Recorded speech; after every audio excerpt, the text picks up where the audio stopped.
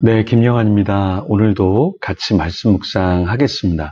오늘부터는 디모데 전서 말씀을 같이 나눌 텐데요. 이 디모데 전서 그리고 디모데 후서는 목회의 서신이라고 하죠. 목회자에게 띄우는 그런 편지입니다. 그런데 오늘날 우리가 다 목양을 맡은 가정에서 세상에서 우리가 함께하는 곳에서 목양하는 자로서 하나님이 무엇을 원하시는지 같이 고민하면 좋겠습니다. 오늘 본문에는 확고한 정체성에 대해서 이야기를 합니다. 누군가 와서 이런저런 이야기를 한다고 이런저런 방향성으로 간다. 이것은 축복이 절대 될 수가 없죠. 반면 이 사람 저 사람 다가와서 나를 흔들려고 하고 나를 어떤 곳으로 데려가려고 할 때 그게 아니야. 나는 하나님이 이렇게 부르셨어. 이러한 고백을 할 수 있는 사람은 굉장히 축복된 삶을 살 수밖에 없다라는 것입니다. 제가 어떤 분을 만났는데 이런저런 이야기를 하면서 자신의 고민을 이야기하는데 자신이 뭘 해야 될지 모르겠다. 자신이 목회자이지만 어떻게 이 공동체를 이끌어가야 될지 모르겠다라는 이야기를 하면서 고민을 이야기하는데 그렇습니다. 대부분 우리 교단도 그렇고 교회도 그렇고 가정도 그렇고 어떤 정체성이 없으면 뒤죽박죽 이렇게 저렇게 흔들리게 되고 부딪히게 되고 좌절하게 되는 것 같습니다. 그래서 정체성이 명확해야 한다라는 거죠. 한 교단 총회장이 문제를 일으켰는데 그런 일이 일어날 때 무엇이 문제인가 봤더니 뒤에서 조종하는 사람이 있었다라는 거예요. 꼭두각시처럼 움직일 수밖에 없는 도움을 주기 때문에 움직일 수밖에 없고 또 힘이 되어주니까 그렇게 사람들이 볼 때 문제가 있지만 전혀 개의치 않고 살아갔던 것. 그것이 오히려 문제가 더 커진 격이 되었죠. 나 자신의 정체성도 한번 확인해 봐야 합니다. 다른 사람만 욕할 것이 아니라 그럼 나의 정체성, 나의 부르심은 무엇인가? 우리는 그것을 고민해야 한다는 것이죠. 오늘 본문에 보면 디모데 전서 1장 1절에서 11절을 보면 바울은 명확한 정체성을 가지고 있었습니다. 바울은 구주 하나님과 소망이신 그리스도 예수의 명령을 따라 사도가 되었다. 이렇게 고백을 했는데요.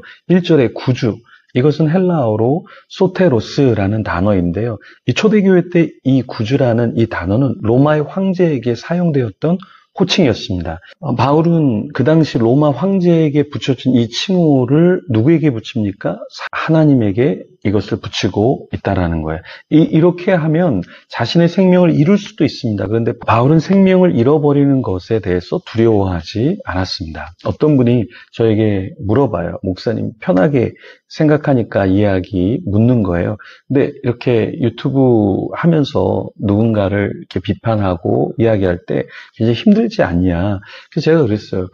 누군가는 이야기를 해야 되는데 고소고발한다고 하니까 잘못된 것을 이야기하지 못하는 것은 아닌 것 같다. 그래서 내가 감옥에 가든 내가 피해를 보든 내가 해야 되지 않을까. 그러니까 죽으면 죽으리라 하면 얼마든지 할 수 있는 거다. 그래서 제가 감옥에 가면 치킨 좀 들고 와라. 이렇게 이야기를 했는데요. 그렇습니다. 공산당 치하에 있을 때 믿음을 지킬 때 죽음을 맛봐야 했고 또 일제시대에도 독립을 외칠 때 죽음을 당할 수 있었죠. 그런데 많은 사람들이 독립을 외쳤단 말이에요. 그리고 일제강점기에 일제가 무엇을 잘못했는가 이야기한 사람들이 있었습니다. 오늘날도 누군가는 무엇이 복음이고 어떤 길이 바른 길인지 이야기를 해야 되겠죠. 디모데 전서에 바울은 복음 안에서 참 아들 된 디모데에게 서신서를 썼는데요. 자, 디모데에게 왜 서신서를 썼을까요? 바른 길이 무엇인지 알려주고 싶었던 것이죠. 그러면 이 디모데는 어떤 인물이었습니까? 바울이 2차 선교 때 루스드라에서 디모데를 만났습니다. 디모데는 그리스도인의 유대인 모친과 헬라인 부친 사이에 태어났어요. 그러니까 어떻게 보면은 양쪽에 다 집안이 유대인이 아니었기 때문에 어떤 제자로 부르거나 같이 동역할 때 한계점은 있었을 것입니다. 그런데 바울은 디모데를 받아들였죠. 그리고 디모데도 예수님을 구주로 영접했습니다. 바울을 따라서 선교지까지 나섰죠. 신앙교육을 철저히 받았고 또 디모데는 바울과 함께 영적으로 양육된 아들이 되어졌습니다. 자, 이러한 상황 가운데서 바울은 이제 디모데에게 목회자로서 이렇게 앞으로 어떻게 살아가야 될지 이런 영적인 아들 디모데에게 바울은 이제 다른 것이 아니라 하나님 아버지 그리스도 예수 주님께로 은혜, 긍휼, 평강이 있기를 소망하면서 어떻게 목회자의 길을 가야 될지 서신서를 적었던 것이죠. 1절부터 2절의 말씀 보면 이렇습니다. 우리 구주 하나님과 우리의 소망이신 그리스도 예수의 명령을 따라 그리스도 예수의 사도된 바울은 믿음 안에서 참 아들된 디모데에게 편지하노니 하나님 아버지와 그리스도 예수 우리 주께로부터 은혜와 긍휼과 평강이 내게 있을지어다. 바울은 다른 어떤 것이 아니라 영적이고 내적인 축복, 은혜, 긍휼, 평강이 넘치기를 소망했습니다. 저도 여러분을 보면서 세상의 것도 좀 많으면 좋겠지만 이런 영적, 내적인 요소가 더 많으면 좋겠습니다. 신앙이 무엇일까요? 이 신앙은 이 땅에서 얼마나 가졌는지가 아니라 이 땅에서 오히려 하늘의 소망, 평안, 이런 은혜가 넘치고 있는지 그것이 더 중요한 것이죠. 세속적인 기준, 그것도 잣대 너무나 중요하지만 하나님이 보실 때에 내가 어떠한 내적인 삶을 살아가고 있는가, 기쁨을 누리고 있는가 그것을 체크하고 그것을 따라서 사는 것이 신앙의 삶인 것이죠. 사도 바울은 명문 학파 출신이었죠. 그런데 그것을 자랑하지 않았습니다. 그것을 내세우지 않았습니다. 우리를 소개할 때 긴 명함보다는 짧게 저는 주님을 사랑하는 자입니다. 혹은 한 줄로 나 자신을 소개할 수 있다면 그것이 더 멋지지 않을까요? 사도 바울은 사실 사도로 불리기를 바랬습니다. 그런데 사도 바울은 그렇지 못했죠. 왜 그랬습니까? 자신이 로마에서 2년간 감옥에 갇혔을 때 나중에 석방된 후에 디모데를 데리고 그레데 섬을 지나서 에베소까지 왔었어요. 그런데 바울은 부르심을 따라 마게도냐로 갔고 디모데를 에베소에 남겨두었습니다. 그런 이유가 무엇일까요?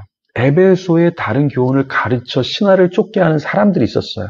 끝없는 족보에 몰두하게 하는 사람들이 있었습니다. 그러니까 허망한 신화와 스스로 자긍하게 하는 가문, 그러한 부류의 사람들이 있었다라는 거예요. 그래서 사도 바울은 그런 사람들의 말과 삶 때문에 그래서 사도가 아니라 오히려 이상한 자로 둔갑이 되었습니다.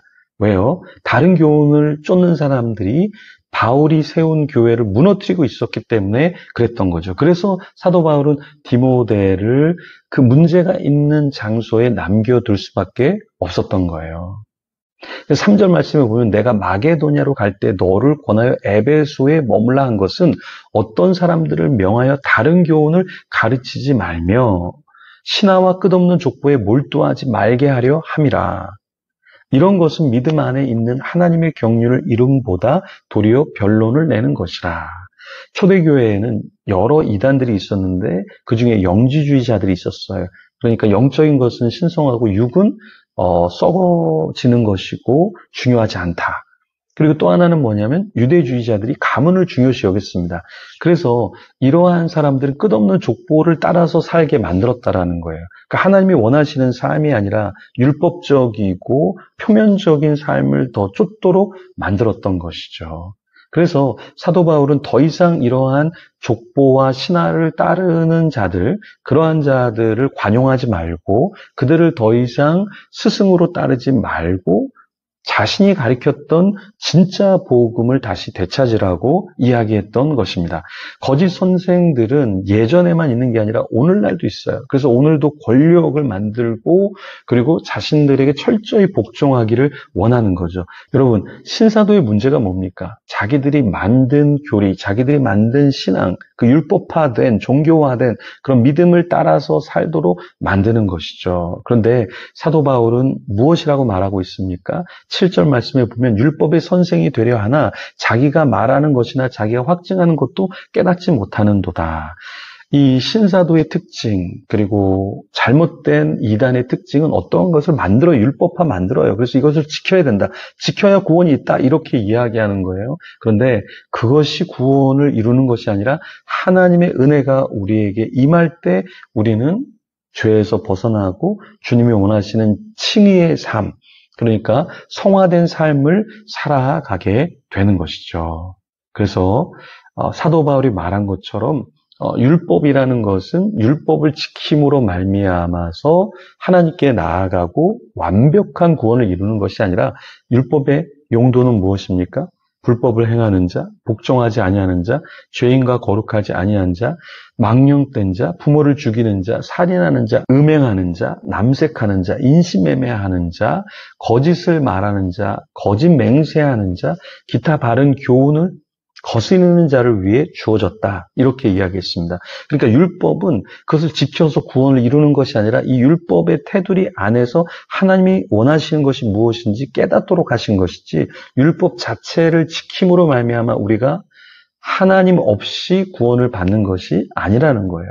그래서 하나님의 영광의 복음을 따르라.